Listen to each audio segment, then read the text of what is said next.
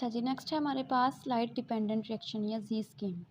पहले जो पिछले लेक्चर में हमने पढ़ी थी वो चीज़ें कुछ हमने बेसिक्स पढ़ी थी कि फ़ोटो सिस्टम क्या होता है, थाइलाकोइड मेम्ब्रेन क्या है, ठीक है। इसके अंदर फ़ोटो सिस्टम के अंदर क्या-क्या चीज़ें हैं, एंटीना कॉम्प्लेक्स है, रिएक्शन सेंटर है, ठीक है। अब हम इसको थोड़ा डिटेल से देखने वाले हैं। सबसे पहले लाइट डिपेंडेंट रिएक्शन, अच्छा ये मैंने इनको मतलब दोनों बराबर बना दिए हैं, लेकिन ये बराबर होते नहीं हैं, ठीक है। फ़ोटो सिस्टम 2 जो है वो थोड़ा-सा नीचे को प्रेज़ेंट होता है, फ़ोटो सिस्टम 1 जो है वो थोड़ा-सा ऊपर को होता है, ठीक है। तो जब आपने इसको बनाना है तो फ़ोटो सिस्टम 1 को थोड़ा-सा ऊपर बनाना है। ओके, फ़ोटो सिस्टम 2 और 1 ये इसकी डिस्कवरी की बेस पे नाम दिया गया है, यानी फ़ोटो सिस्टम 1 जो है वो पहले डिस्कवर किया गया, फ़ोटो सिस्टम 2 बाद में डिस्कवर किया गया। फ़ोटो सिस्टम 2 के पास ये एब्ज़ॉर्ब करता है 680 नैनोमीटर लाइट को, फ़ोटो सिस्टम 1 एब्ज़ॉर्ब करता है 700 नैनोमीटर लाइट को। इसको P700 और P680 भी हम इस तरह से इनको नाम दे देते हैं। अच्छा जी, अब ये है हमारे पास फ़ोटो सिस्टम, ठीक है, ये पूरा फ़ोटो सिस्टम है। फ़ोटो सिस्टम के अंदर क्या होता है ये हम दोबारा देख लेते हैं।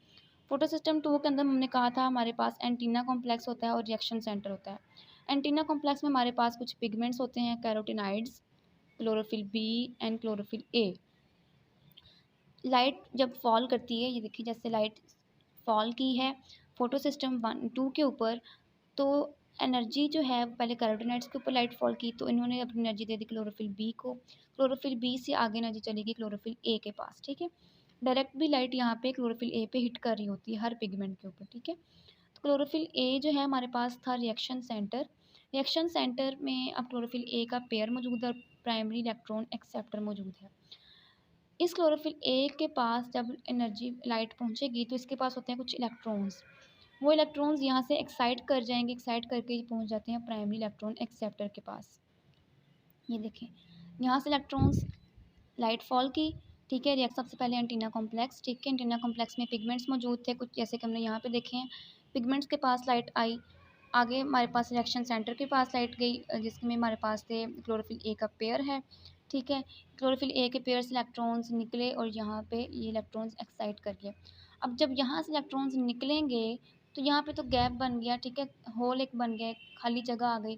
तो इस गैप को फिल करने के लिए यहाँ पे होती है वाटर की स्प्लिटिंग, फोटोलाइसिस इसको कहते हैं, क्योंकि in the presence of light ये काम हो रहा है, ठीक है। तो ये वाटर की स्प्लिटिंग होती है तो ये कन्वर्ट हो जाता है, इसमें ऑक्सीजन बनती है, प्रोटॉन्स निकलते हैं, इलेक्ट्रॉन्स निकलते हैं, ठीक है। ऑक्सीजन इवॉल्विंग कॉम्प्लेक्स, ये आगे वाई जी जिसको हम कहते हैं मैंगनीज कॉम्प्लेक्स। ये एक पूरी एक अलग से कहानी है, इसमें अभी हम नहीं जा रहे हैं, हम सिर्फ ये देख रहे हैं कि यहाँ से लाइट फॉल की फ़ोटो सिस्टम पर, तो यहाँ से इलेक्ट्रॉन्स निकले, मूव किए रिएक्शन सेंटर से, ठीक है। ये गए अब हमारे पास प्राइमरी इलेक्ट्रॉन एक्सेप्टर के पास। यहाँ पे जो इलेक्ट्रॉन्स का गैप आ गया वो फिल करने के लिए जो वाटर स्प्लिटिंग होती है उसमें से निकलते हैं हमारे पास दो इलेक्ट्रॉन्स, ये ऑक्सीजन है हाफ, ठीक है, और ये हमारे पास दो प्रोटॉन्स हैं। ये जो दो इलेक्ट्रॉन्स यहाँ पे आए हैं ये इलेक्ट्रॉन्स आ जाते हैं यहाँ पे इसका गैप फिल करने के लिए, इसके अपने इलेक्ट्रॉन्स आगे मूव कर जाते हैं, इनके हाई स्टेट पे मूव कर जाते हैं, एक्साइट हो जाते हैं। तो आम रूटीन में या बाकी हम क्या पढ़ते हैं कि इलेक्ट्रॉन्स एक्साइटेड स्टेज में जाते हैं तो वो वापस आ जाते हैं, ठीक है, अपनी एनर्जी लूज़ कर देते हैं और वापस जो है वो ग्राउंड स्टेट पे आ जाते हैं।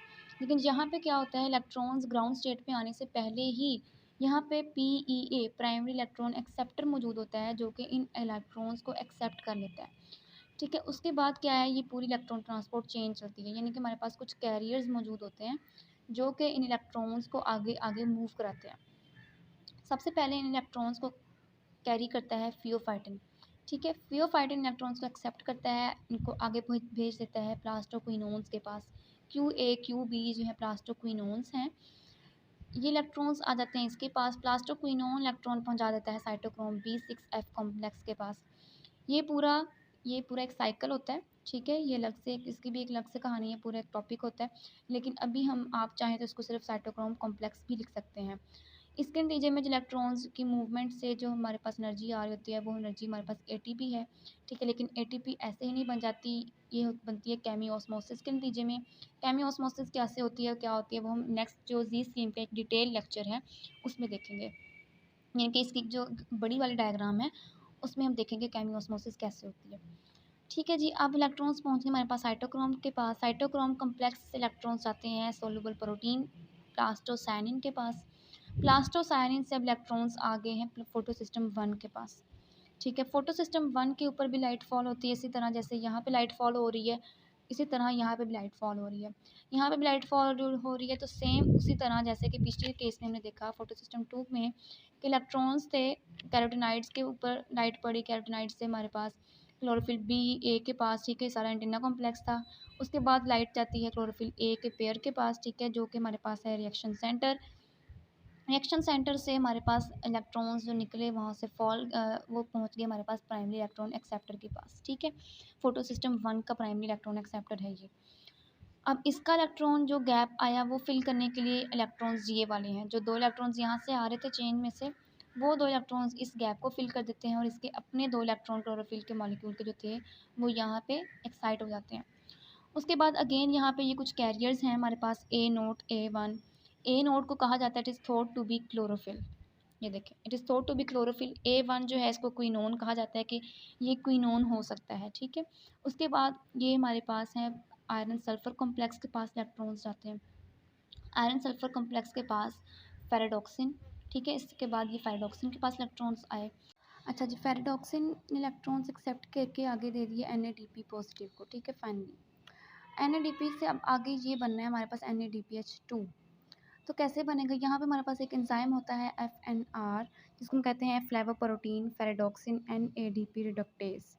ये एंजाइम क्या करता है, यहाँ पे 2 हाइड्रोजन का मिलाता है जो कि वाटर स्प्लिटिंग में बने थे, और साथ में 2 इलेक्ट्रॉन्स जो यहाँ से आ रहे हैं, इन तीनों चीज़ों को मिलाता है और कन्वर्ट कर देता है इसको NADPH2 में।